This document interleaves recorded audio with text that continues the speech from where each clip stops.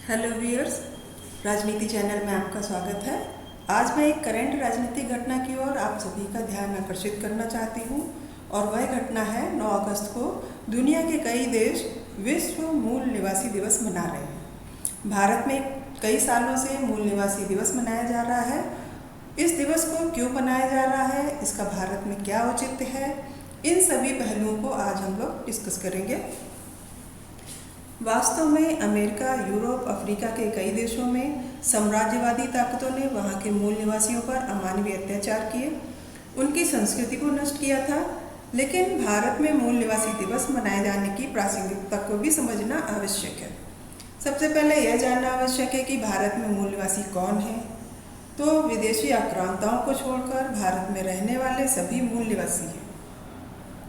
विश्व में मूल निवासी की जो संकल्पना है, वैसी कोई भी संकल्पना या कॉन्सेप्ट मूल निवासी समाज के बारे में भारत में नहीं है।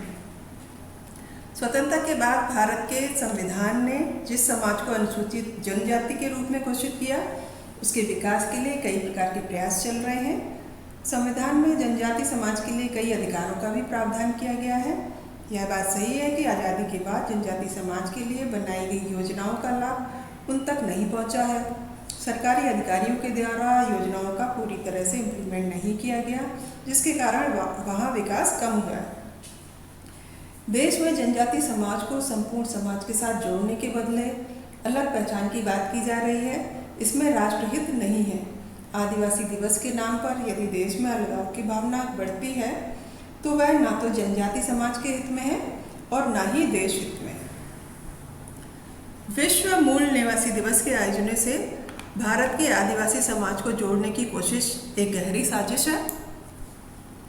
आदिवासियों को हिंदू समाज से अलग करने की ईसाई मिशनरियों और कम्युनिस्टों की एक सोची समझी चाल है। भारत में रहने वाले सभी मूल निवासी हैं, लेकिन आदिवासियों को ही मूल निवासी बताकर उन्हें भड़काने का प्रयास किया जा रहा है। संयुक्त राष्ट्र संघ ने 9 अगस्त को विश्व मूल निवासी दिवस के रूप में मनाने का निर्णय 23 दिसंबर 1994 को लिया था। जैसा कि हम सभी जानते हैं कि आधुनिक विश्व की शुरुआत नई भौगोलिक खोजों से हुई थी। कोलंबस और जेम्स कुक जैसे समुद्री यात्रियों ने अमेरिका और ऑस्ट्रेलिया जैसे नए भूखंडों की खोज की।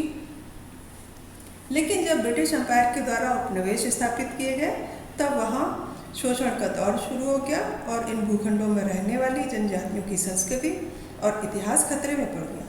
तो इस तरह से अंग्रेजों के द्वारा अमेरिका, ऑस्ट्रेलिया, दक्षिण अफ्रीका आदि दुनिया के प्रमुख देशों में अपनी कॉलोनी बनाने के समय वहाँ के मूल निवासियों के साथ युद्ध करना पड़ा। मूल निवासियों की जन, धन, संस्कृति, सभ्यता आदि सभी खतरे में पड़ गई और उनका अस्तित्व समाप्त होने लगा। आज भी इन देशों में उपनिवेशवाद समाप्त होने के बाद भी अंग्रेजों का ही शासन है, मूल निवासियों का नहीं। ऐसी स्थिति में उन देशों में तो मूल निवासी दिवस मनाने का औचित्य तो समझ में आता है, लेकिन भारत में तो सभी हिंदू यहाँ के मूल निवासी हैं, तो केवल जनजाति के लोगों को मूल निवासी क्यों बताया जा रहा है? जो मूल निवासी नहीं है, अर्थात जो आक्रांता रहे हैं, जैसे मुस्लिम और क्रिश्चियन, जिनके द्वारा मूल निवासी दिवस मनाया जा रहा है, वे भी जनजाति समुदाय को हिंदू समाज से अलग करने की साजिश कर रहे हैं। आदिवासियों को जो अधिकार देने की बात संयुक्त राष्ट्र संघ 2007 के प्रस्ताव में उल्लेख करता है, वो सारे अधिकार भारत के जनजाति समाज को भारतीय संविधान 1950 में ही प्रदान कर चुका है। इस प्रकार भारत के मूल निवासी दिवस मनाने का कोई औचित्य नहीं है। मूल निवासी दिवस मनाने वालों को पहले भारत के संविधान और जनजाति समाज को मिले अधिकारों का अध्ययन करना चाहिए। आदिवासियों को हिंदुओं से अलग पहचान देने का प्रयास किया जा रहा है, जबकि आदिवासी हिंदू समाज का ही अंग है। देश विरोधी ताकतों के द्वारा हिंदुओं को बांटने के लिए मूल निवासी दिवस की थ्योरी स्थापित करने की कोशिश की जा रही है, जो देश हित में नहीं है। इसलिए आज आवश्यकता इस बात की है कि जनजातियों के बहाने भारत की संप्रभुता के खिलाफ चलने वाले षड्यंत्र को समझकर उसे विफल करने की कोशिश की जानी चाहिए और इस ओर सरकार के द्वारा भी ठोस कदम उठाए जाने चाहिए तथा आदिवासियों को भी इस षड्यंत्र से अवगत कराया जाना चाहिए। अंत में मैं इतना ही कहना चाहूँगी कि साधारण से लगने वाले इस तरह के आयोजनों के पीछे छुपे असली मंतव्य यानी कि विभाजनकारी मानसिकता को समझने की ज़रूरत है।